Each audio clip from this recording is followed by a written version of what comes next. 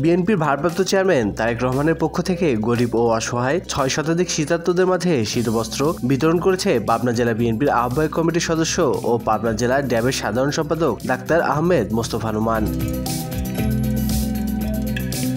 শুক্রবার 13 ডিসেম্বর সকালে পাবনার পানির ট্যাঙ্ক এলাকায় পুকুর পাড়ে এই শীতবস্ত্র বিতরণ করা হয়। পৌর এলাকার 4, 5 ও 6 নং ওয়ার্ডের 6 শতাধিক মানুষের মাঝে শীতবস্ত্র বিতরণ করা হয়।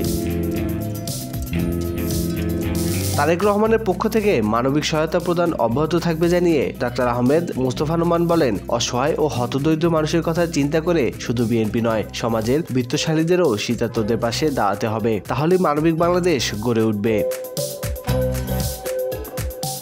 এই সময় উপস্থিত ছিলেন জেলা বিএনপির সাবেক প্রচার সম্পাদক সেলিম আহমেদ, পৌর কৃষক দলের সিনিয়র যুগ্ম আহ্বায়ক সাব্বির ইসলাম ছোট, জেলা কৃষক দলের সদস্য আমিনুল ইসলাম, সাবেক কাউন্সিলর শরীফুজ্জামান মুন, জেলা ছাত্র দলের সহসভাপতি কাজী বনি, যুগ্ম সাধারণ সম্পাদক শরীফুল ইসলাম জনি, সহসাংগঠনিক নাজিম হায়দার, জেলা স্বেচ্ছাসেবক দলের সদস্য মীর রকিবুল ইসলাম কমল সহ আরো অনেকেই। স্বাধীনতা টিভি বাংলা নিউজ ডেস্ক।